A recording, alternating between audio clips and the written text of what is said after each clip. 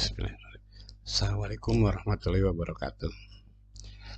Pada kesempatan ini, saya akan memaparkan permasalahan pembelajaran kimia di kelas yang saya pegang, yaitu kelas 11 MIPA 1 sampai dengan 11 MIPA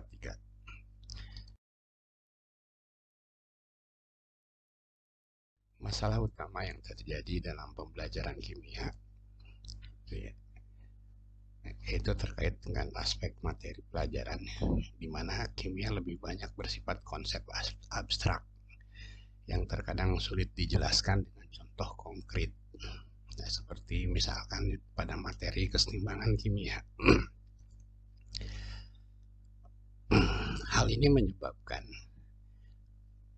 siswa akan sulit menerima materi pembelajaran jika prasyarat pembelajaran tidak dikuasai oleh siswa tersebut, sehingga konsep yang akan diajarkan menjadi lebih sulit untuk diterima oleh siswa. Untuk memberikan prasyarat kepada siswa untuk siap mengikuti pelajaran bisa dilakukan dengan berbagai alternatif. Yang pertama yaitu memberikan contoh nyata, yaitu untuk menyiapkan perbedaan reaksi tidak dapat balik atau irreversibel dengan reaksi yang dapat balik. Contohnya di sini adalah reaksi perkaratan, di mana pada reaksi perkaratan ini adalah merupakan reaksi yang tidak bisa balik, karena setelah besi berubah menjadi karat, maka karat tidak bisa berubah menjadi besi. Berikutnya yaitu perubahan air menjadi uap. Ini merupakan reaksi yang dapat balik, dan materi inilah yang akan menjadi dasar pembelajaran di keseimbangan kimia. Contoh lainnya yaitu adalah bagaimana pengikatan oksigen oleh hemoglobin sehingga oksigen bisa disalurkan ke seluruh tubuh. Inilah prasyarat awal yang bisa diberikan kepada siswa.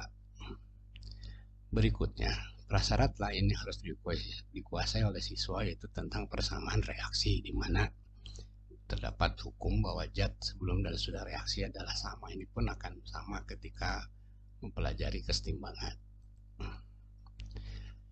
Prasyarat lainnya yaitu tentang laju reaksi, karena konsep dasar keseimbangan pada prinsipnya menggunakan konsep laju reaksi.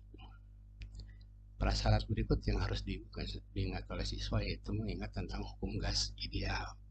Kenapa ini harus dikuasai oleh siswa? Karena nanti akan ada keterkaitan antara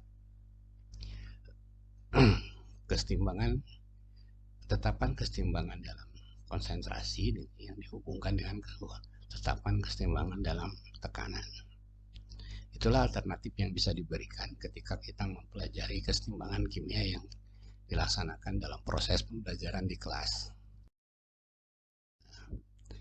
Hasil dari pemberian prasyarat yang diberikan kepada siswa ini akan berdampak pada siswa mengetahui dan memahami konsep-konsep dasar dari materi yang dipelajari, yaitu materi tentang keseimbangan kimia tersebut.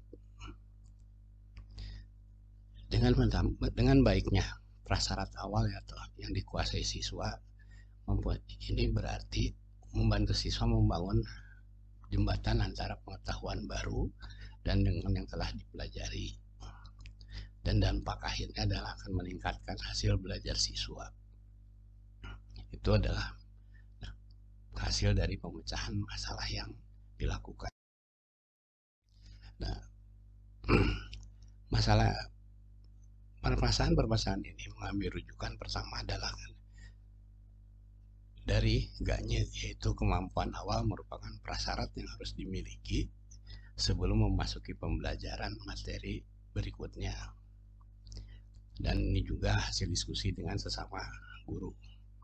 Inilah yang jadi permasalahan dalam pembelajaran kimia, khususnya di dalam materi keseimbangan kimia.